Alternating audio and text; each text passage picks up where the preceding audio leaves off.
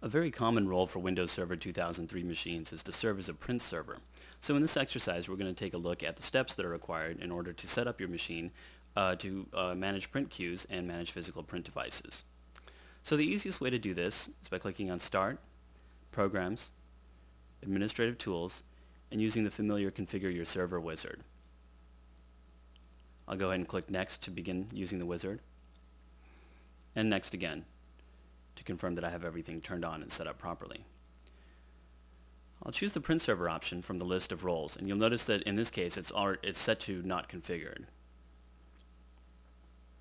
I'll click Next to continue, and there's only a couple of options that I need to set in order to enable the print server role. I can choose whether I want to install printers for supporting only Windows 2000 and Windows XP clients, or I can choose to support all Windows clients. For example, everything from Windows 3.1 machines or Windows 95, 98, and ME operating systems. In this case, I'll choose the default option of Windows 2000 and Windows XP clients only, and click Next. Next, I'll see a summary, which basically says that I'm going to just add printers during the creation of the print server role. So I'll click Next to begin the process. The first thing that's launched here is the Add Printer wizard. This is going to walk me through the steps that are required in order to configure a physical printer to actually print on the system. You can enable the print server role, but it's not going to do much good unless you actually have created a print queue that's attached to a physical print device. So I'll click Next to begin the process.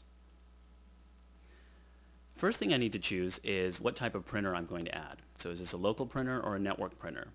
In this case, I'm going to choose a local printer that's attached to this computer, but I could also specify network printer using, for example, an IP address. On the local computer, I'm going to choose to not automatically detect any plug-and-play printers that are installed. And I'll click Next to continue. Next, I'll need to choose which printer port I'm actually going to be printing to. So I can create a new port, for example, a local port that's physically attached to this machine, or a standard TCP IP port, or I can use one of the ports from the drop-down list.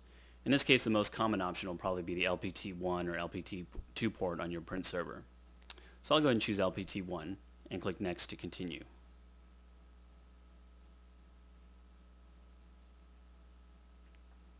Now what Windows Server 2003 is doing here is it's enumerating all of the print drivers that I have available on the system. And it's going to present those to me in a list of manufacturers and then the models that are supported by Windows Server 2003 by default.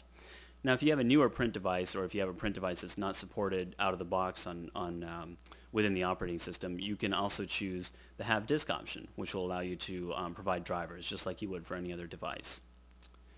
Notice that there's information about which drivers are digitally signed as well. For the sake of this exercise, we're going to go ahead and choose generic for the manufacturer in the list. And we're just going to choose a generic text-only printer. This is the most simple driver that we can load for the purpose of this exercise. And we'll click Next to continue. We'll be asked for information about a printer name, and it's important to make this descriptive because this is what users are going to see generally when they're accessing the printer over the network. So I'll go ahead and call it just Test Printer. And I'm asked whether I want to use that printer as the default printer, and I'll say yes. Next, I can choose whether or not I want to share the printer.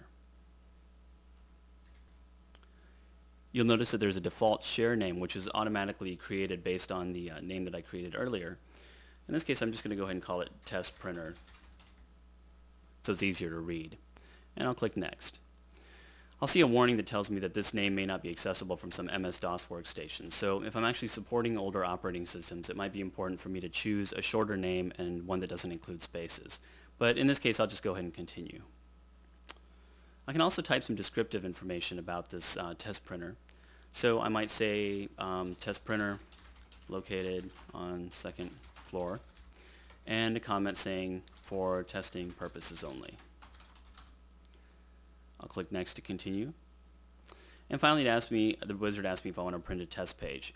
For the sake of this exercise, I'm going to say no, and click the Next button. And finally, I see a summary of all of the options that I've chosen so far. One option here is to restart the wizard to add another printer, and this is useful if I have multiple physical printers or I want to configure multiple print queues. In this case I don't, so I'll go ahead and uncheck that box and click the Finish button. This will load the necessary drivers from the Windows Server 2003 driver installation cabinet files and configure the new printer as I've specified. In this case, since I use the wizard to choose to share the printer, we'll notice that the printer has been shared automatically. Finally, the Configure Your Server wizard gives me a confirmation, and I'll click the Finish button.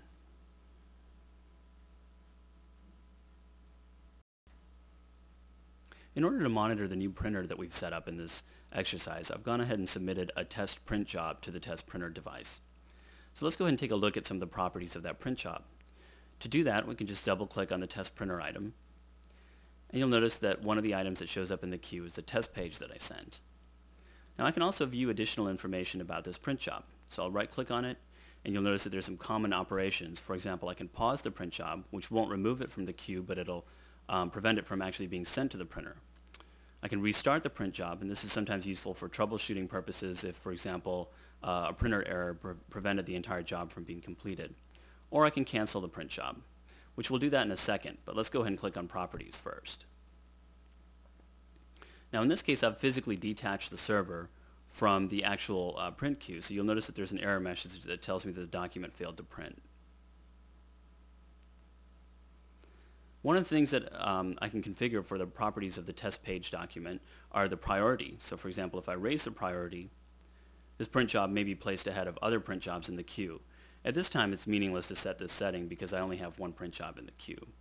I can also change settings for the layout of the print job and the paper and quality if there are options for that as part of the printer driver. I can also set a schedule for when this print queue will be available. For example, if I only want people to be able to print to this printer during business hours, I can set those times here. I'll go ahead and click OK to continue. And as the last step in this exercise, we'll go ahead and right-click on the document and choose to cancel the print job. After we confirm that this is what we want to do, you'll notice that the status changes to deleting, and within a few seconds that print job will actually be removed from the print queue. So as you can see, Windows Server 2003 makes it really easy to handle configuring your server as a print server and to set up new printers and to be able to monitor the print jobs that are sent to those printers.